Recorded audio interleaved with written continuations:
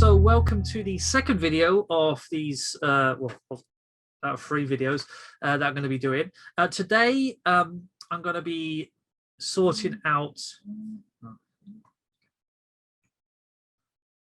Hi everyone, and welcome to the second video out of 3 that I'm going to be doing for the Flowlab tutorials.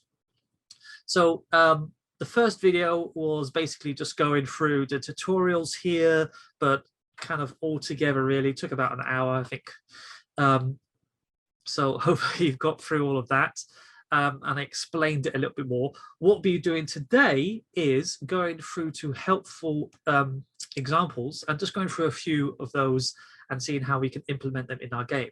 In order to do that, you just go to Flowlabs, go to help, and just scroll down to helpful examples. Now, there are a lot to go through here, so we're not going to be going through all of them. We'll just be going through a few, and then that'll be pretty much it. I think this is new, actually. I don't think I recognize that. So that's pretty cool. I think they're adding things all the time. I don't know how often they do it, but yeah, I don't think I've seen that one before. Anyway, let's go through at the top and go through some of them. Anyway, so coin blocks. So what you can do in this is pretty much like the game section here, where you click on games and you can actually play games from other users. But this is pretty much the same thing because they are games, right? So as you can see here, I can go left and right. Okay, click on that, and then a little sound happens. Do that, and then it turns itself off. I can't do it anymore. There you go. Okay. So I think what's important is to see how like this all works. So let's actually go to edit the game. Right, okay, cool. So very simple game. Obviously, there's only one level there. Now, keep in mind when you're actually looking at someone else's game or the examples, saving is locked. So you are limited to what you can do. I don't think you can create, you can create other things here, but it won't put it in the library. See how it's only still 4 here? So just keep that in mind, okay? Anyway, so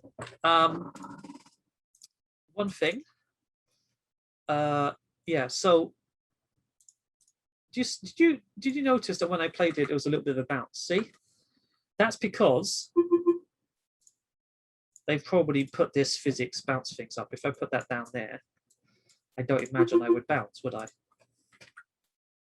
No, not really. There's a little bit of a bounce, but not really that much. Obviously, it stops, and obviously my density, you know, let's put that higher. That probably really restricts stuff. Yeah, oh god, yeah. Like I really crunch up there. See? So again, like if how you want your characters to move and stuff like that, you can easily do that. So let's increase that there. Put that down there. And now my character's a little bit bouncy. Boom, boom, boom. Yeah, okay, cool. Right. But that's actually not the main reason for the game. I just wanted to kind of go through that because I did talk about that last time. Okay, so let's see what's happening here. Let's click on the block and see if there's any behaviors here. Okay, there are a few behaviors here, so let's see. So when it collides with the player, it's going to use this toggle, and as you can imagine, toggle goes through A to B to A to B and stuff like that, you know, until whatever. And this is what's going to happen. When I hit the play, it's going to go in, and it's already set to start. Well, it's going to loop, right? So it can do continuously, right? In fact, no, it's not, because it's going to go to out and it's not going to go to next. That's right.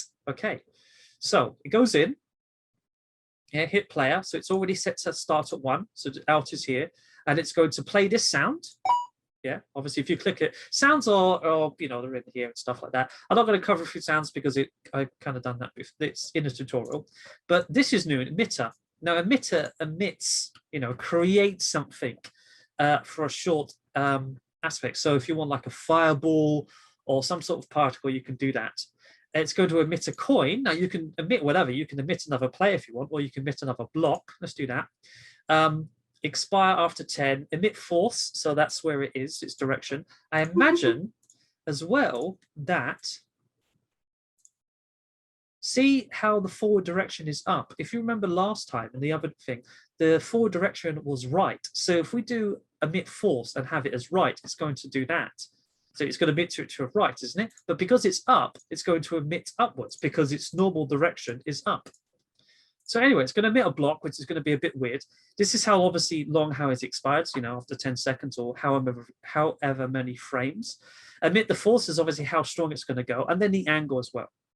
And then obviously you can click on that stuff. If you click on help, it'll obviously tell you a little bit more like what it can do. But again, I haven't really played around with this too much, but you can kind of get the understanding, right? Anyway, so it plays that, and that's all good. And then after that, it's going to go to, you can see this line here, it goes to next. So that means it's going to go up to 2, yeah? And then it's going to use the animation done, which again, I'll show you that in a minute. And then it's going to go to do that dull impact. Now, if I go to our guy here, yeah, it's pretty much the run and jump one, you know, like we did last time. Left, right, bounce, flip, and stuff like that.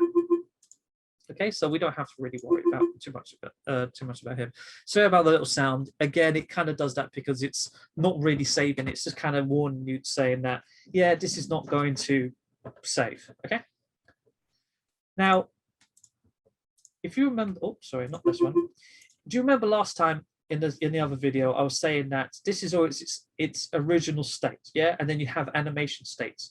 Now, if you have multiple states in your animation, you can just have one animation. And that's what they've done here. So if I go to animations, pick on animations, and I click done, see how there's only one frame?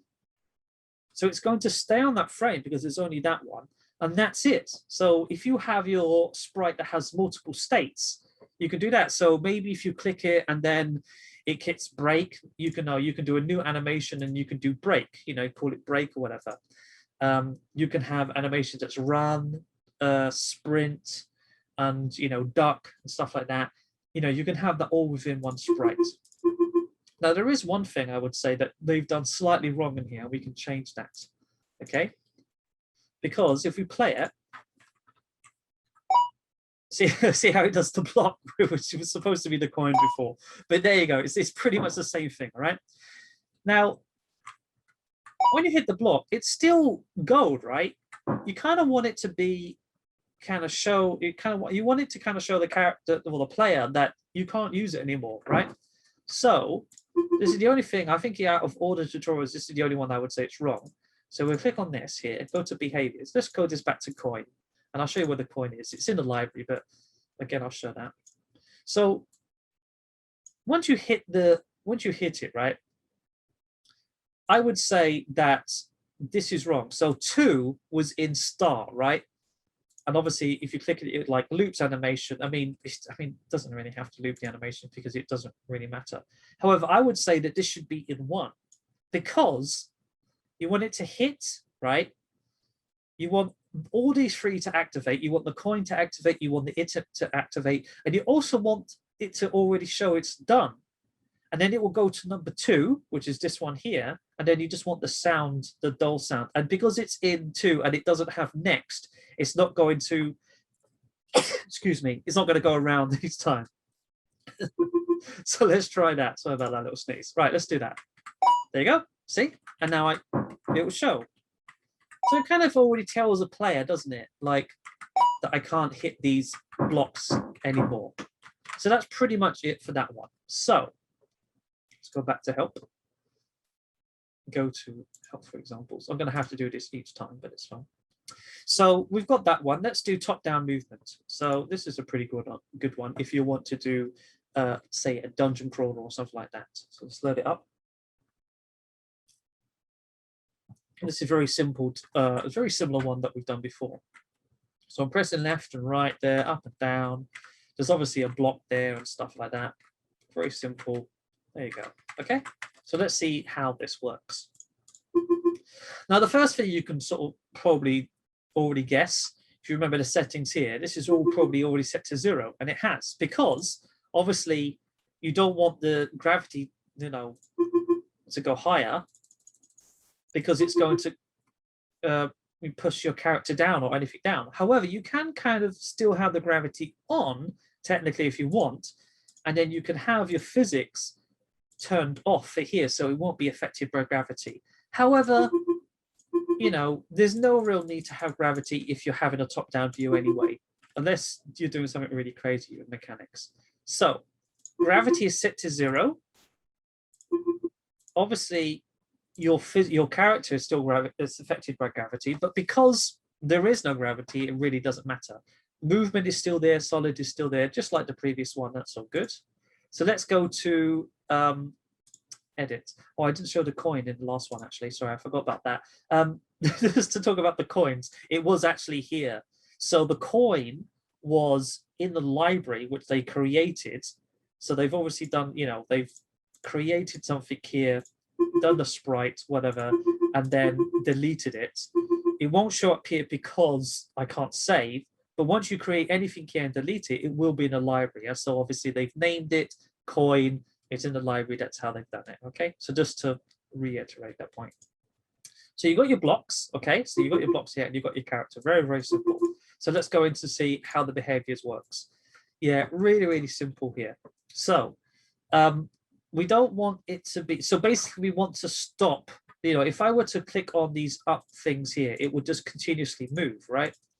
So if I do this here, because now we're not going to 0. So, and there's no gravity, so you're just going to be continuously going. So if I go left or right, see how I'm not touching the keys anymore. I'm just pressing it once. You can see what I'm activating. Again, if you want your kind of game to kind of play like this, you can kind of do this. See like how I bounce, because obviously there's still a bounce aspect on my physics. You know, if you want your game to be like, I mean, it's kind of a new game in itself, right? But obviously they didn't want it to be like that. So up needs to be 0, right? So you get it to there.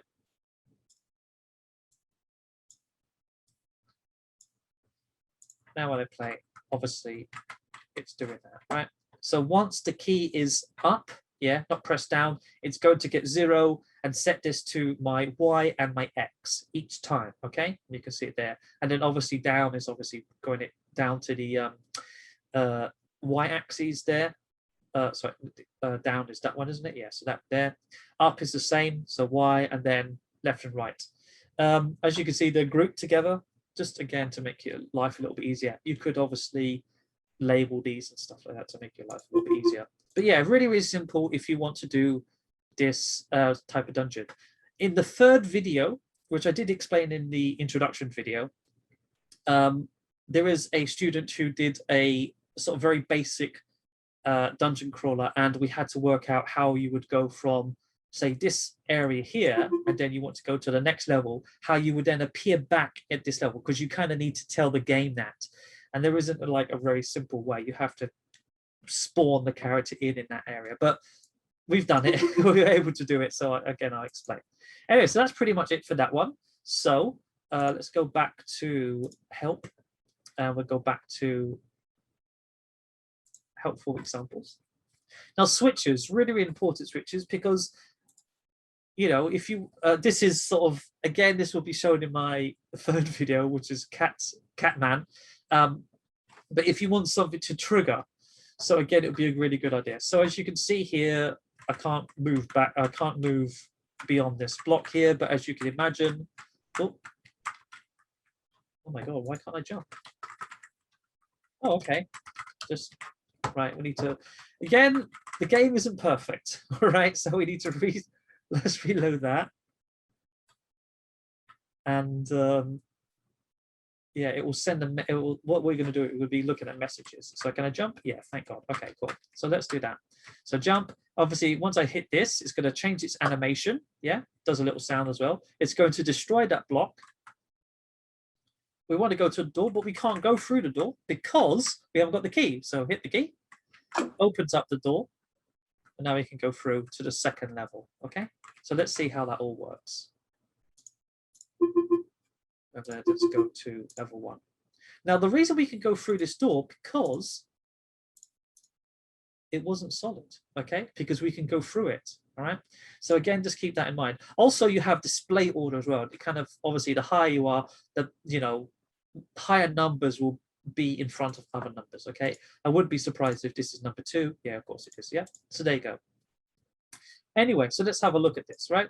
So you just got a block here. What's that called? Blocker, of course. And that's obviously just going to be solid. Any behaviors on here? Yeah. So it's got a mailbox and destroyer. And we'll see about that because we're going to be receiving a letter to this particular sprite, which is called open. Remember, when you have letters and mailboxes, really, really useful once you can wrap your head around, but they are case sensitive. Okay. So it's open there with a little, you know, oh, okay. So just keep that in mind. So obviously when we get that letter, yeah, onto this sprite, it's going to destroy itself. And as you can imagine, the letter originates here. So let's click on this. I don't think there's anything on this character here. Let's have a quick look. No, there's nothing there, nothing that we don't know, so that's fine. Okay. So let's look at this. So behaviors. So very, very simple. When it collides with the player, it's going to do the animation to on, much like the block was set to done. We're just going to have it set to on. It's going to play the sound. That's the sound. There's loads of sounds here when you know, it's in the options here somewhere. Where is actually the sounds? Again, I always do stuff and then I kind of miss where they are. Let's have a look. There you go, components, so sounds. Yeah, you click on sounds. You can choose your sound. You can upload your sound. You have music, effects, blah blah blah. Uploaded obviously is what you uploaded. Really, really useful. Anyway, so it's going to do that sound. Yeah, not going to loop it because there's no need. It's going to set its animation to on. We'll have a look at that in a second, but you probably know how that was all done. And it's going to send message open. Now you need to specify which sprite you're going to send the message to, and also the type of message, because you can have multiple mailboxes on one particular sprite, because if you want it to do multiple things, yeah? So if you click on this here, it's going to choose object to send to. So it's obviously not sending it to itself because you can have it send to itself, but I would argue there's different ways to do that, but you might want to do that. And obviously there's these different things here. Again, if you go to help, it will, you know, it will tell you like little tips and stuff like that, which is really, really good, really, really useful. So we want to send it to blocker because that's what it was called. Any object doesn't matter. Again, you can kind of specify what the blocker is and stuff like that. It's fine. And we want to make sure that it's open with not a capital. Okay. So we do that. That's fine. And if I go to sprite again, if I go to the animation thing, click on animation, click on, see the animation there with one frame. Okay. So there you go.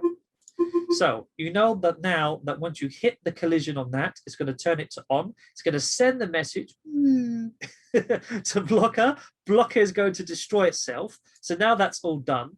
But what about this bit here? Very, very similar. So if we go to edit on the door is like this, and it's got a switch, right? So I would argue that this is wrong. I would argue that this should be player, because really, you know, you only kind of want to collide it with a player. And very much like the jump button, we just want it to go to in, because it doesn't do anything else. We just want it to activate to go into out, right? So when the player activates interacts with the door, it goes in to this switch here. And obviously, as long as this is on, it will go to level 2. But it's automatically, well, it's set to, should I say, sorry, set to off, because we need to now turn it on. To turn it on, what do? We have the mailbox here, which is unlock. That will turn it to on. You have a door animation, which is open, which obviously turns the door on, and probably the door effect. There you go. Turns the door on. Yeah, well, the sound as well. And obviously, as you can imagine, that the key is going to have a collision with a letter to send to this particular sprite. Okay, so just have this on here. There you go.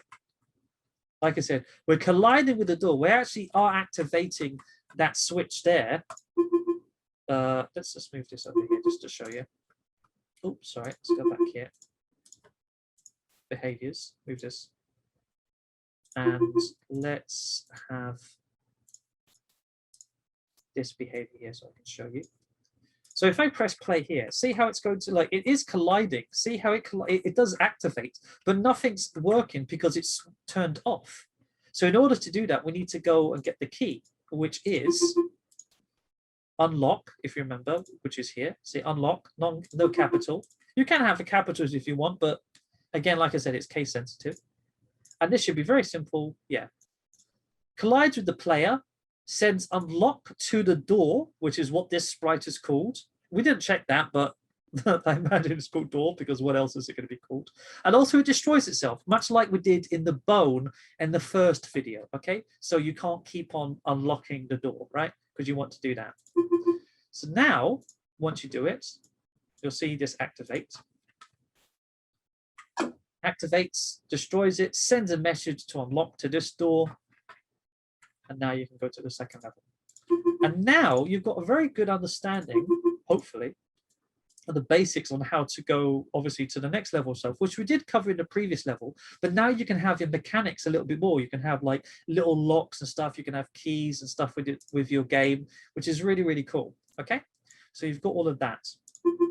So that's that for that one. Let's go back to another examples. Let's see what else is good. If it loads. Okay, there you go. Cool. We have done health, but okay, we'll do this one again.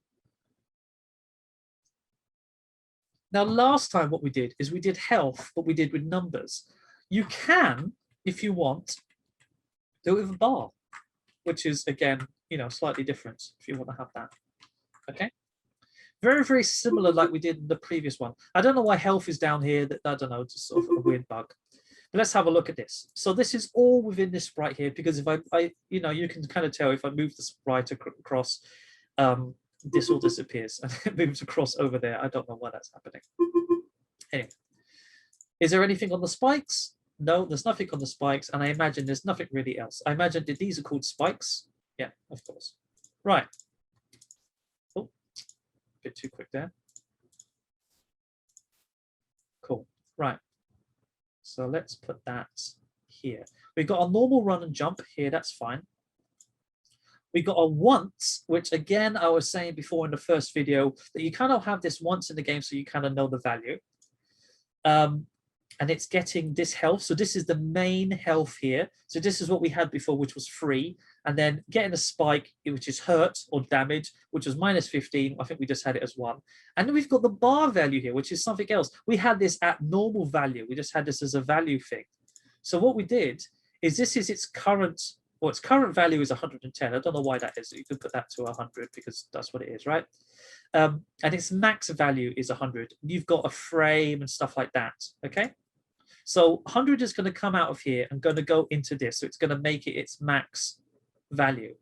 As the bar goes down, we want to obviously, you know, this number is going to get reduced. Let me just move this across so that you can actually see. As I get hurt, see how that bar goes down, and the bar also goes down, okay? So this number goes down by 15 and the bar goes down by, you know, well, 15%, okay? So each time. And then, as you can see, there's also a filter, less than 1, which you could also have equal to 0, but less than 1 is fine. It's just going to restart the game. So you can do that.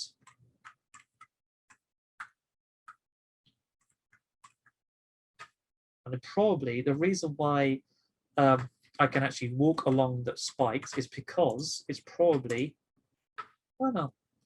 Sometimes it's a little bit different that you can have. Or is this all one? Is this all one sprite? Oh, no, it's 2 sprites. Okay, never mind. Again, I don't really understand too much. Sometimes when you can walk about sprites, it all like damage a bit more. Okay, so if you want to have your bar have more, obviously more health, you want to, you know, increase the max value. You can increase the max value. And then you have your current value. You know, you might want your character to start at like 50% or whatever, or at 50, and then you can have this to 50. You want to have this be the same number, all right? And as you can see, the number is there, but it's not doing it. It's not half because now I've set my current to 120. If I set this to 100 and its current value to 50, again, you want to make sure this doesn't really matter too much because it's going to set this number anyway. See how it's 92 at the moment, and I press OK. In fact, I tell you what, we'll do this at 100.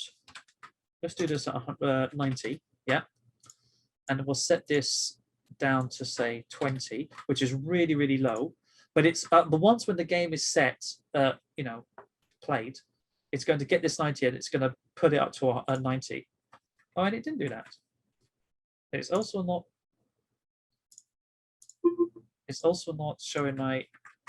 And also my character is not coming down as well. Like I said, this game is. It's not. There's literally not. I haven't done anything to the graphic, to the effects. Have I done anything to the run and jump? No, of course not. Yeah. So like I said, it's not perfect, but really what should happen if it's playing properly, if I reset, it's going to reset everything. So you won't be able to see it anyway. But much like what I was showing before in the label one, where you want this to be the same number unless you've got a once, which gets this number here and then outputs it to this value here, which we had a label one. So it'll think, what was it? We had it at 3 as health, and then I put it at 0, but it wouldn't display 0 because once the game was set, it would get the 3 and then output it to 3, which was correct. Yeah. So just keep that in mind. Again, I don't know why it's not playing. It's not perfect. I mean, health was all over here. If I move the health, I mean, like, yeah, see. Oh, now it's okay. Now it's perfect. But see how it was 0? I didn't change it. It was 0 and then it put up to 90. So there you go. Okay, right. That's done. Oh God. Okay, let's go. Let's helpful examples. Okay, so we've done all those. That's really good. We've done that. We're not going to do simple coin collection because we've done that with the bone.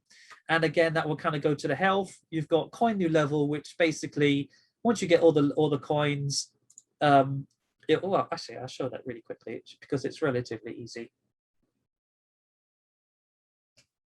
Which is basically just a filter. So you got the coins, yeah. Once you get a coin, it will add to your coin collection, which is just adding here, okay? Because remember, this is always going to be 1. It shows the value. Once it's greater than 3, okay, so 1, 2, 3 here. Once you get the 4th one, so anything greater to 3, it's going to pass and go to the next level, okay? So 1, 2, 3, we've got 3 here. Obviously, it's displaying here because this is in value. And then do that, go to the next level. And you can do that in any order, okay? So again, not a very complicated one, but something useful to know. Right, let's go to helpful examples again. This one's really useful, but again, I didn't really know how to sort of wrap my head around it. It kind of works around areas. So it is an interesting one to look at, but I would highly recommend that you kind of spend a bit more time. So when you kind of go here, it changes the value, the alpha to, at the moment it's 100, it kind of slowly goes down to 0 so that you can get the heart. And as you can see here, this is all a little bit different. You've got run and jump there, which is all fine. But then you've kind of got these here, which are 2 different value states. You got like your distance, which is in here. Like it does get a little bit complicated. Okay, so again, I'm not going to go through this because I need to wrap my head around this a little bit. But it is a very useful one.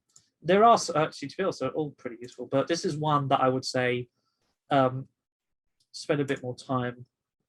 Spend a bit more time on it. So that one's really useful. I'd say potentially that one's really useful as well. The ladder one is also one that I couldn't wrap my head around too much. Yeah, and I think that was it pretty much. But then there's obviously a few other little ones. Anyway, exploding boxes. This is a really good one because this uses random numbers. So it's a really, really simple game because most of the games that we show now were basically using a character, but you don't have to have that because you pretty much do what you want. So this game, you just have to destroy the boxes. So click on a box.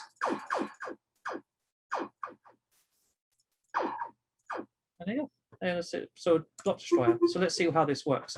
Now, what's really interesting here is you can see little there's a little cube here. This is where some of the the behaviors are. Well, actually, it's only the one. It's only the actual label. But sometimes you kind of want that, because if this is all destroyed and you had the label set to these boxes, obviously when you destroy the last box, this would disappear. So you don't want that. So sometimes it is useful to have, and you'll see this in other games when you play it from other people. You'll see stuff from outside just to hold like the logic of behaviors of different elements. So let's see what's happening here. Obviously the gravity doesn't matter because we're not doing anything there. Well, I guess like the objects flying down could be affected by gravity. If we actually go to your library here, you have shard. Yeah, is that affected by gravity? Yes, it is. So obviously that is affected by gravity. Is there any behaviors here? There is. Yeah, so you've got basically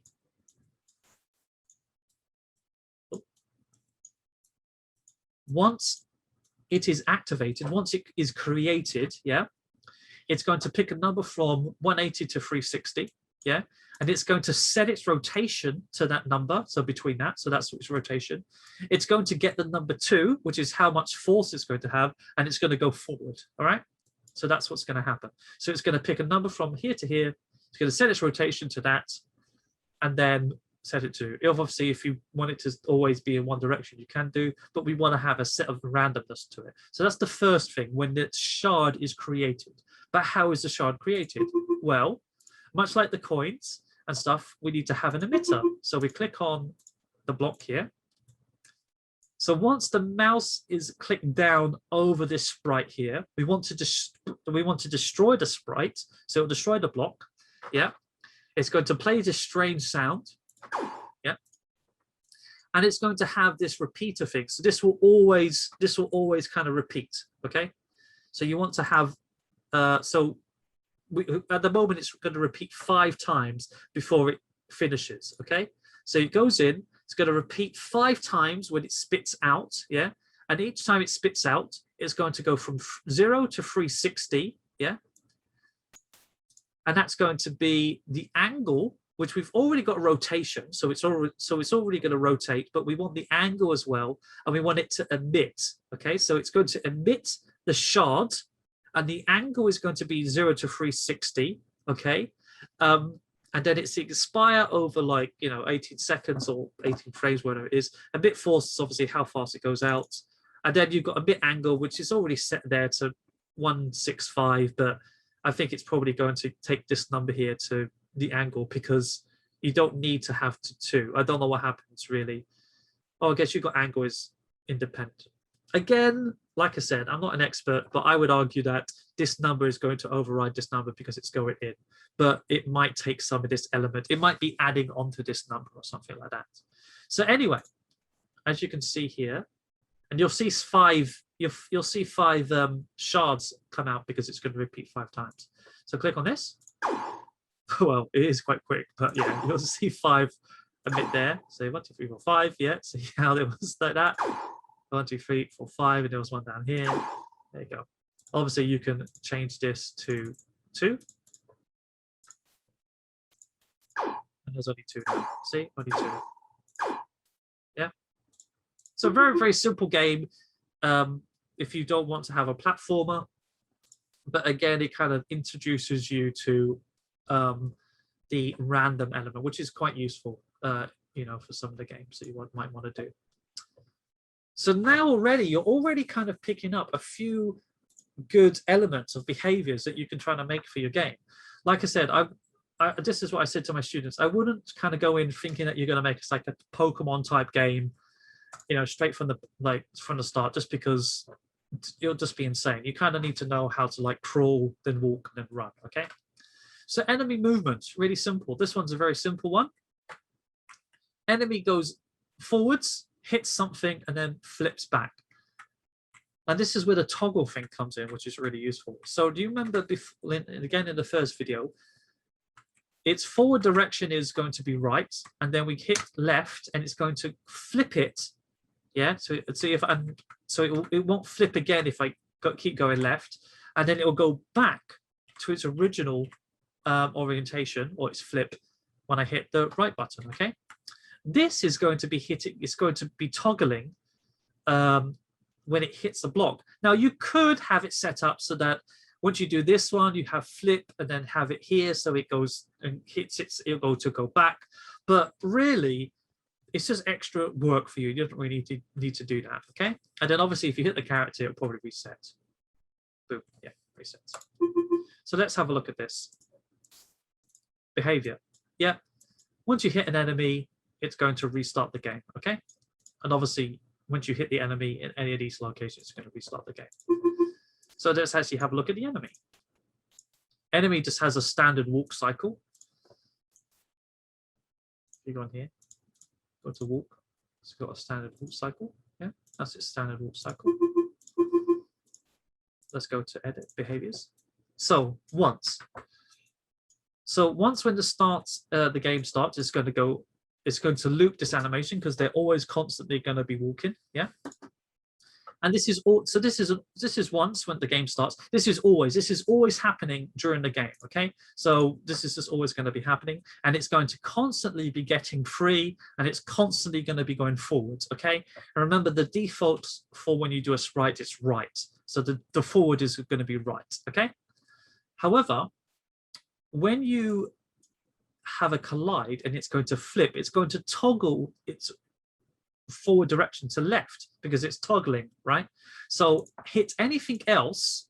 Again, I would argue you should have this to block, but again, it shouldn't really matter. And it's only done left and right. So if you have top and bottom and hit play, it's just gonna be going, okay, it didn't actually do that.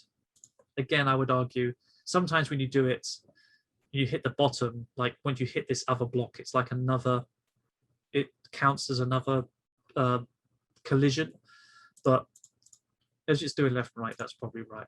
Oh, there's a delay as well. Sorry, that's probably why it's doing it, isn't it?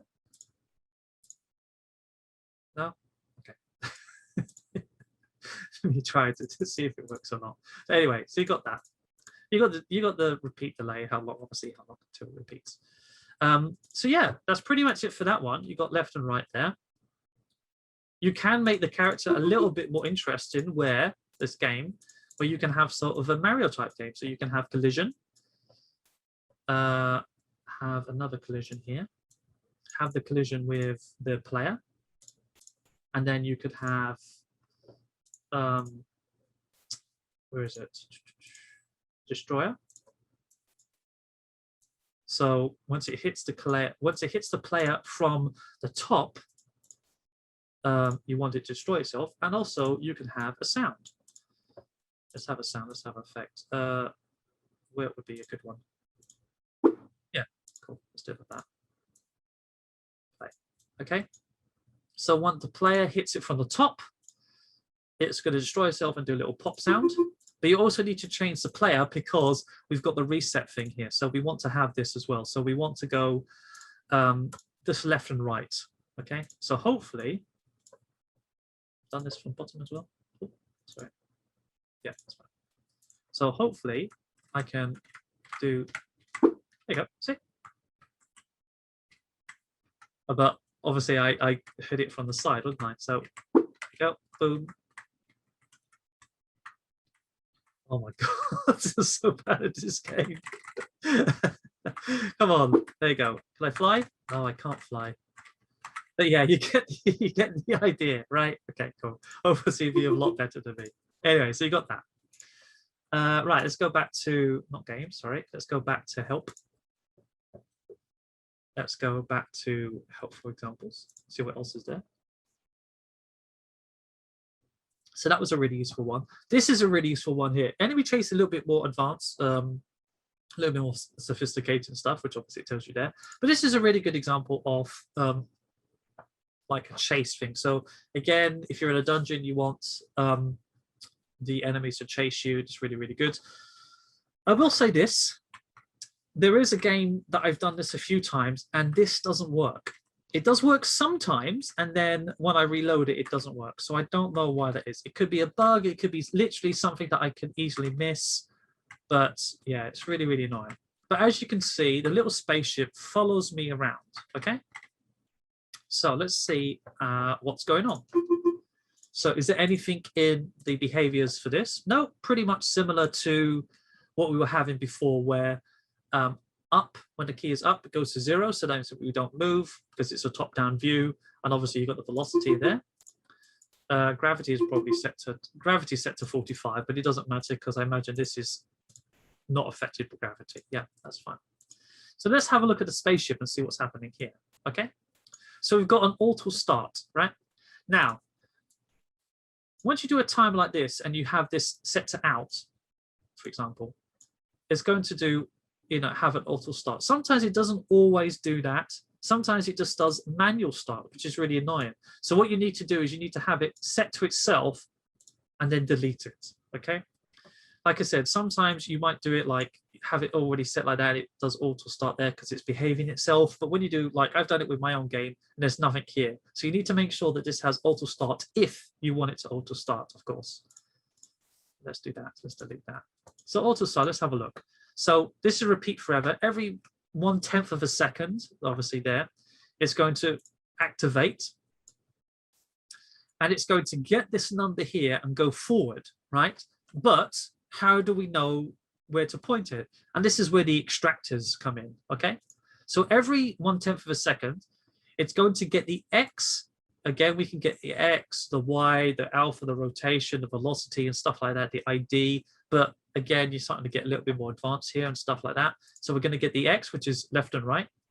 And we can get it from this object if we want, because sometimes we want to do that. And again, my game does that from Catman. But we want to get it from the player. So we want to select other player and obviously select player and obviously spaceship 1. Yeah, so we've got that. So it's basically every 1/10 of a second, it's going to get the left and right location of this player. The same thing for Y. Okay, so other player, other object, sorry, player 1. It's going to get the Y. Now, just to reiterate my points from before, player is the type.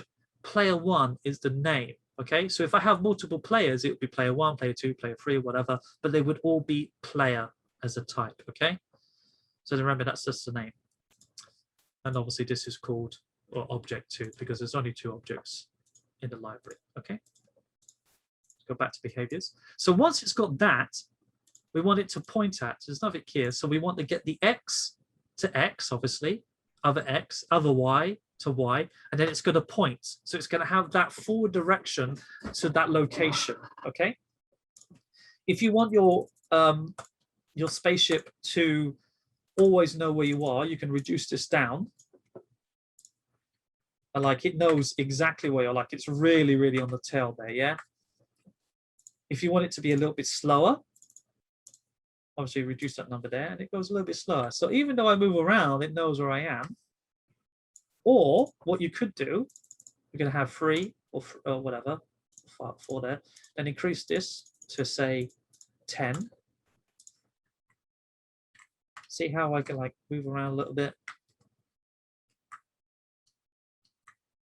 So it's a little bit of a delay. Again, you can have a bit more of a delay if I want. So I can have this as 20 if I want. They'll probably just shoot past me. See how it shoots past me? It comes back in.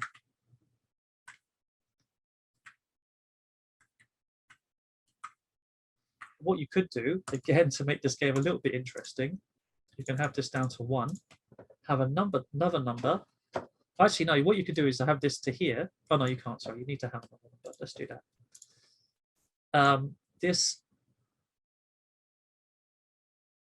Oh yeah, what we'll do is, we'll get this number here, which is 1. Yeah, and we're just going to add this to this here. So what happens is, once this plays, it's going to get number 1 and then go out, but it's also going to get number 1. It's going to add this to 2. So hopefully, oh, it didn't like that, did it? Oh, God. I've done this before. Wait a minute. So why did that not work? Out. Yeah, that should work. Maybe I shouldn't have done it to that one.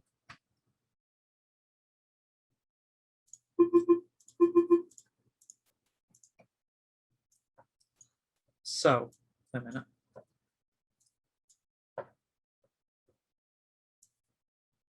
Oh, let's just do that there. I mean, it's the same thing. Basically, it's going to keep on adding 1, but that's the idea that I wanted it to do. Because, it's, like I said, it's always 1 unless stated otherwise. So when it goes out, it's going to get 3 and go forward, but it's also going to make this activate, which is 1, and it's going to add 1 to this number. So see how it's 4, 5, see how it gets faster? You know, it gets really, really fast until it's like ridiculous. I guess what would happen is, what was happening is that it was going out and then adding in there. But I don't understand why that would be a problem, because it would just be adding 1 anyway. But beside the point, like I said, I'm not an expert. But what you can also do as well is, I wonder if this would work, if I go to create and do, say, I don't know, that's there. Do behavior, go to collision, player, and then have this do a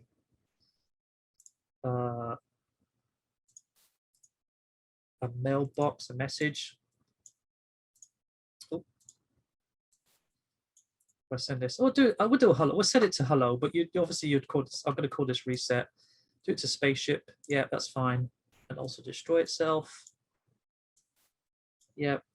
And then you'll see here what I'm going to do is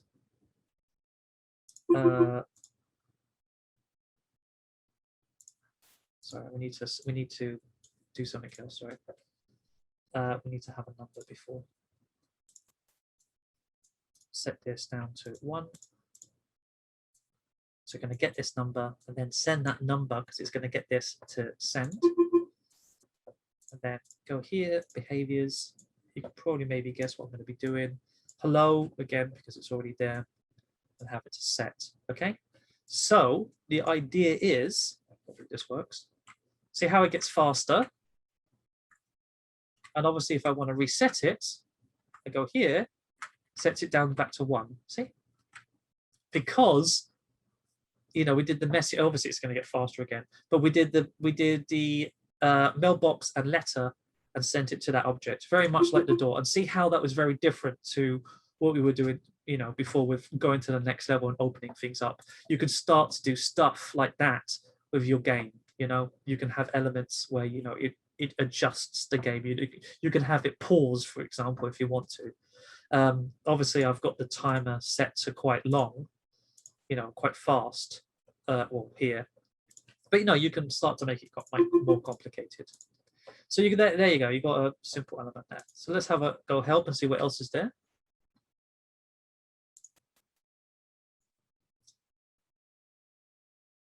All right, was there anything else that I wanted to show? I think there was. This is fairly useful, I guess. So you got rate example here, or rate limit, should I say? So click to throw an apple. Obviously, I'm clicking. It's not letting me click a lot. You got apple, which is the emitter, which you probably guessed right now, and you got player. Click on player. So let's have a look. So mouse clicks down, goes in, and then emits out. Yeah. And what happens is it sets a timer. So it goes in, out, turns itself off. Yeah. But also out sets the timer to start, and you've got 10. So once that goes down to 0, it's going to turn itself on and allow me to click again, right? So as you can see here, see how it goes, and then it's going to reset. So it resets there. It's resetting all the time, but it's just turning it on. So it's off, then turns itself on. And obviously to increase the time for my limit, obviously I increase that, say 30. So turns it off for a while. I can't click again because I'm activating it. Turns it back on, can do it. And again, if I want to sort of reset this down to say 0 or 1, or yeah, let's do 1. Obviously, I could obviously do a lot faster. Now, this could be very interesting where, you know, at the moment you've got 1 here, but you could have this set as a number. where, let's have a look. So let's have keyboard and change key to say 5. And then we get a number here. Actually, no, let's do, sorry, we'll change key to, we'll change the key to 1. And this will be 1. And no, that won't set it, will it? I don't think there's a way to set this.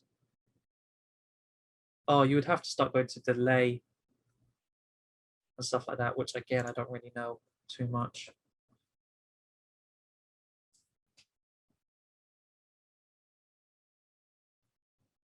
How long the time will set, you know, you have to sort of do all of that. Yeah.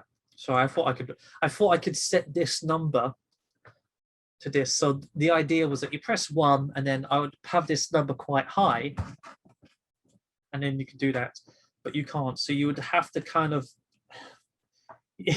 Flowlabs really does make you kind of think, you go, right, this is not the way it's going to work, but there is a way how to make my idea work. So the idea is that, my original idea, should I say, have this number quite high, so say to 30, for example, yeah, or yeah, whatever.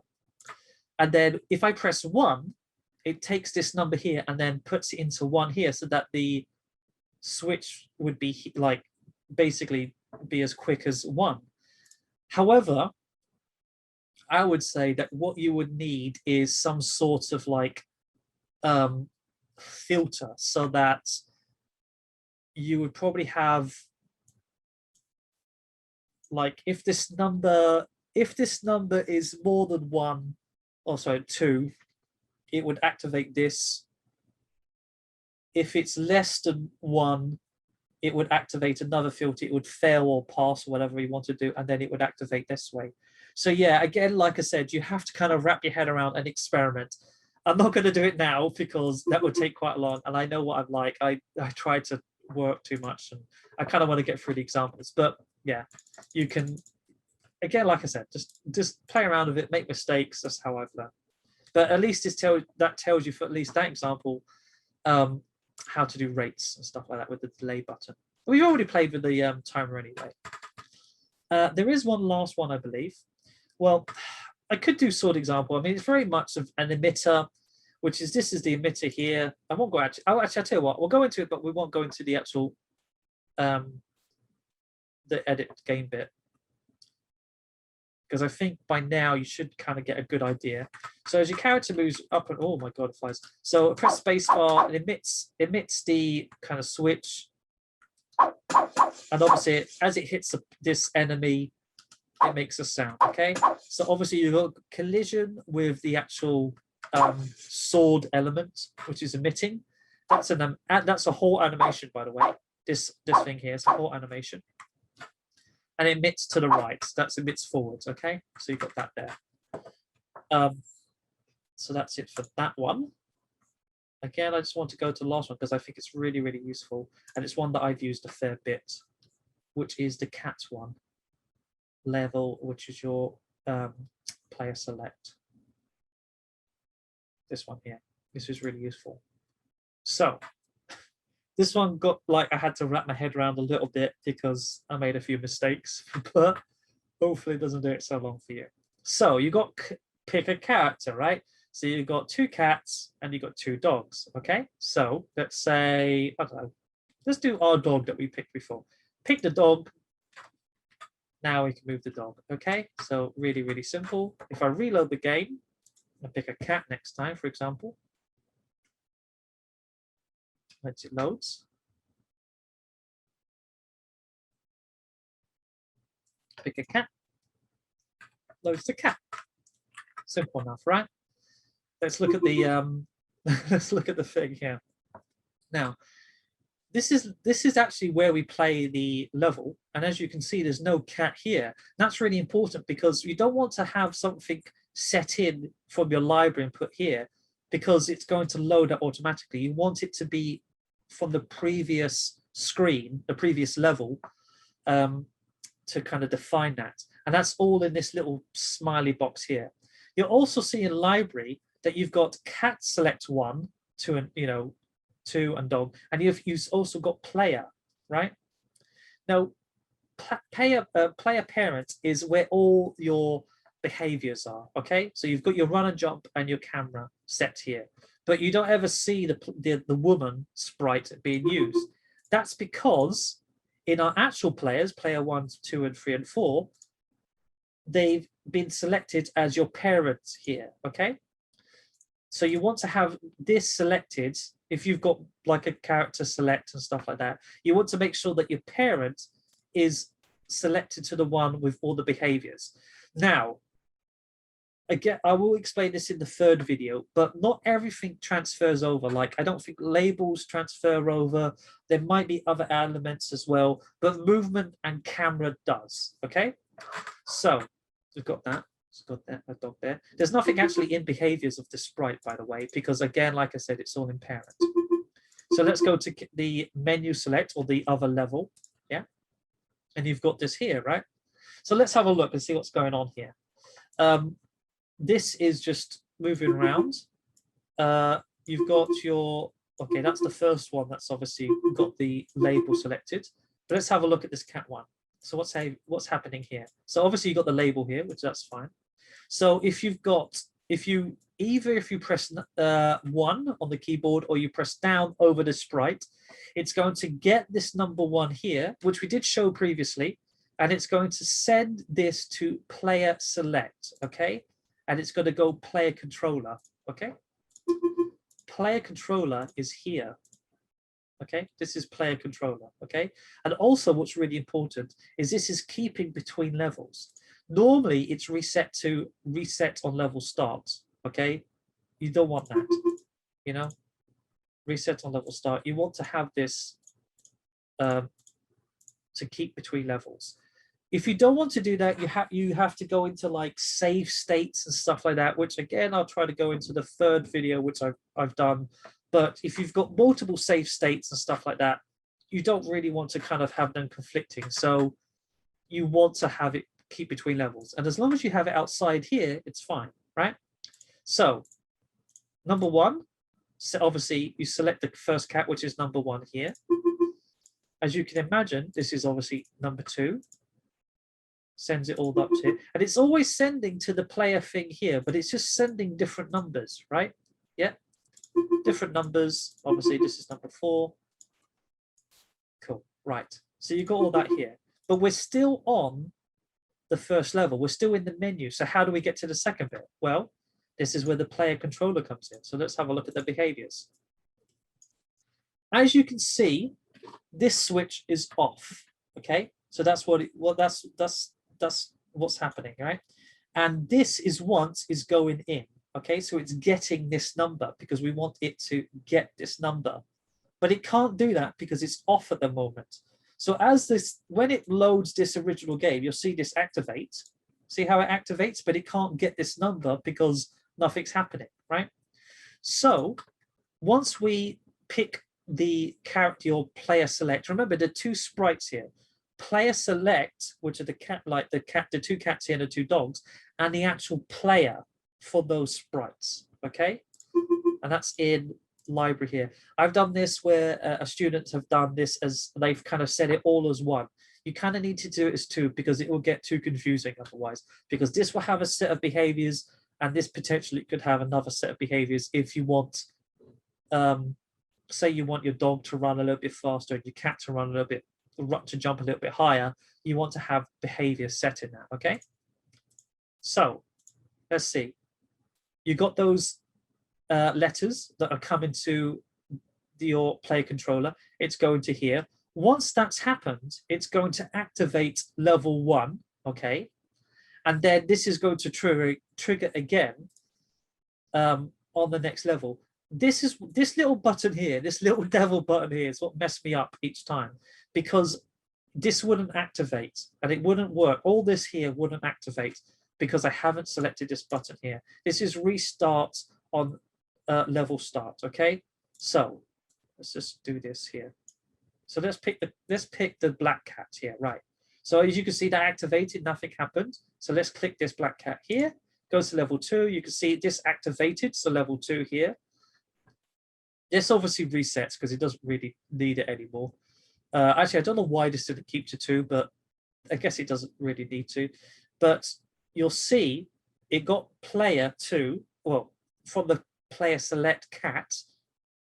Turn this on, set it to 2 here, and obviously at the same time this was coming in, it got number 2, and this is where all this filter things come in. So you know that this was the first cat, this was the black cat, this was the third dog, and that was the husky dog that we were using in the first tutorial. So equal to 2, yeah, all this pretty simple stuff.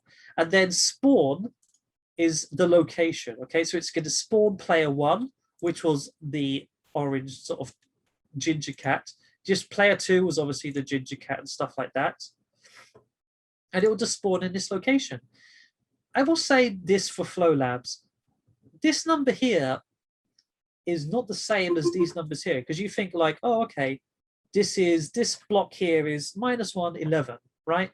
No, it doesn't work like that. You have to kind of, I don't know how to get this number, like, apart from experimenting. Like, there might be a way, maybe you can tell me in the comments, but yeah, I don't know how to kind of pinpoint, say, this location down here and get the X and Y position correctly.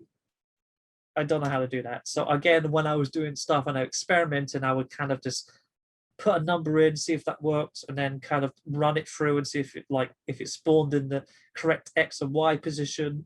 And then I would do it again for the X and, sorry, I'll do it for the X position to go left and right, and then again I would do it for the Y position to get it up and down. Okay, so as you can see, once you do your player select, the number comes in, turns this on, sets it to this player here. This obviously activates once when the level is, starts. Comes in, it gets this number because it's not getting anything at the moment. That needs to happen. If you have this off, nothing's coming out. It's a bit weird. This bit's only turning it on. You can have it set to in as well, but again, I don't think that works because it's kind of setting this to 2, and yeah, I don't know why. I don't really, and yeah, it doesn't like it. So just do it to once or whatever. So it's activated in, activates out, gets 2, or again, whatever number you want. And as long as it equals to 2, it's going to play player 2, okay? And if you go to library, you can see that this is player 2, okay? So that's for the level select. I know that that's quite confusing, and this is the worst one to get the students to wrap their head around and for me to wrap my head around.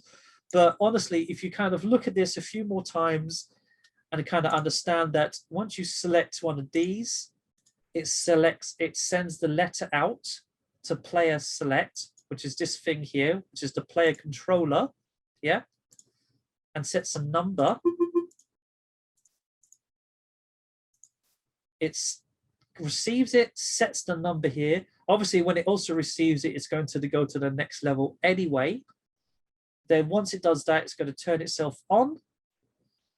That goes in, and it's already kind of set itself because it keeps it between 2 levels. So in the first instance, it's going to turn itself on and go to the next level. And because it's already set to 2, when the next level goes, because we've kept between levels, once this goes in, it's already on, and see how it does there. And you'll kind of see it. You'll see this already come to 2 when the next level starts. And I'll show you that with a husky. So see how it's off there, and this should be number 4. See how it's already 4, and that's already turned on. Once we've already got to this bit, so that this one can activate. Okay, so it activates down to this line here.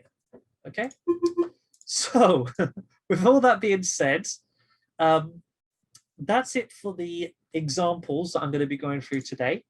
Okay, so we've gone through all of these. I think from this point here, I would kind of recommend the inventory. That's quite cool. Then you've got the flags here, which is kind of advanced checkpoints, where once you do this point here, and if you die, it will always reset here. You've got like pickup examples. Again, it does get quite complicated. This game can get quite complicated as well. Health bars, very similar to this bit here with some elements that we were done before with enemies. You've got like spacebar for clean shape. You can have better bars and stuff like that. High score demo. I'm going to be kind of going through this in the third video, I believe. Yeah, because I've got a high score and stuff like that. Yeah. How do I reckon? Like I said, it's kind of mixed in between some stuff that's quite complicated and stuff that's really dead simple. Like this is probably quite simple, like on-screen buttons for mobile. Okay. So with that being said, that's it for this video. Hopefully I'll see you in the third and final video where I'll be going through my game, Catman, and also going through a student's game where we'll be showing the elements that we've done. Hopefully it won't be too long, but there are a few things that we do need to go through in terms of how to explain. I'd highly recommend that you watch this video and the previous one. If not the first one, you need to watch the tutorial so you understand the basics of what they show in Flowlabs. Hopefully you like this video. I'll see you in the third video, which will be showing my game Catman and also a student's game. So see you there. Bye.